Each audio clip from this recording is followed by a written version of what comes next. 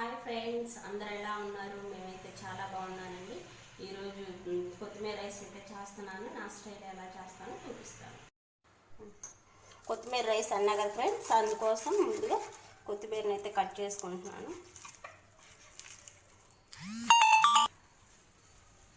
కొత్తిమీరని అయితే శుభ్రంగా కడుక్కుందాం ఫ్రెండ్స్.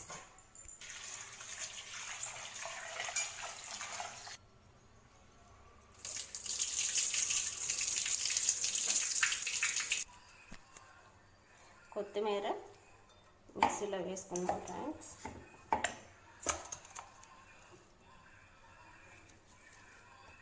కొత్తిమీర రైస్ అన్నాం కదా ఫ్రెండ్స్, అందుకోసం కొత్తిమీర ఎక్కువ వేసుకుంటే బాగుంటుంది. కొత్తిమీర వేస్తే వేసుకున్నాం కదా ఫ్రెండ్స్. ఇప్పుడు పచ్చిమిర్చి మీ ఇష్టం అండి. నేనైతే 4 వేస్తున్నాను. మంట తినే వాళ్ళు అయితే ఎక్కువ వేసుకోవచ్చు. పచ్చిమిర్చి తర్వాత చిన్న అల్లం ముక్క. అల్లం మీ ఇష్టం అండి, వేసుకుంటే వేసుకోవచ్చు, లేకపోతే లేదు. నేనైతే వేస్తున్నాను. కొంచెం సాల్ట్ వేసుకొని, కొంచెం సాల్ట్ వేసాం కదా ఫ్రెండ్స్, మిక్సీ వేసుకున్నాం. కొత్తిమీర, పచ్చిమిర్చి, అల్లం, కొంచెం సాల్ట్ వేసుకొని మిక్సీ పట్టుకున్నాం కదా ఫ్రెండ్స్.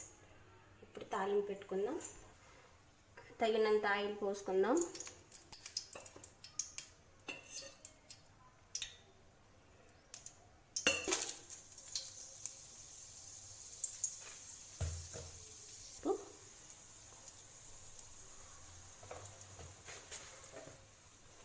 తాలింపు గింజలు ఎక్కువ వేసుకుంటే బాగుంటుంది ఫ్రెండ్స్. ఇందులో కరివేపాకు,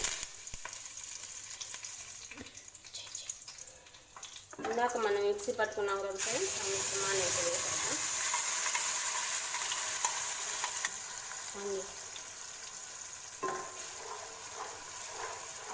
ఈ పేస్ట్ అయితే మొత్తం ఈ పచ్చి వాసన అంతా లేకుండా బాగా నూనెలో ఉడకాలి ఫ్రెండ్స్.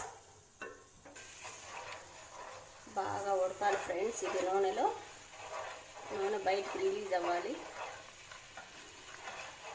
ఉడికి ఇదంతా కూడా దగ్గరికి రావాలి ఫ్రెండ్స్.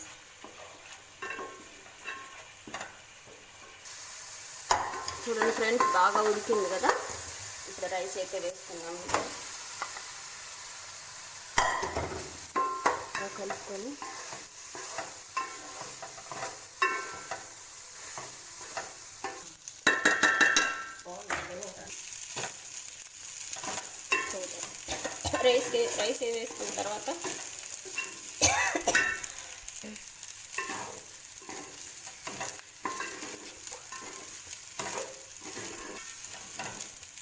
రైస్ వేసుకున్న తర్వాత కాసేపు ఇలా అయితే వెయిట్ చేసుకోవాలి ఫ్రెండ్స్.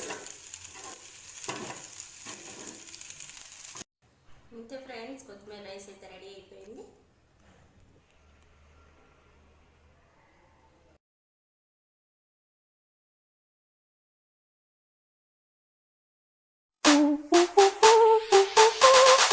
Dance with me.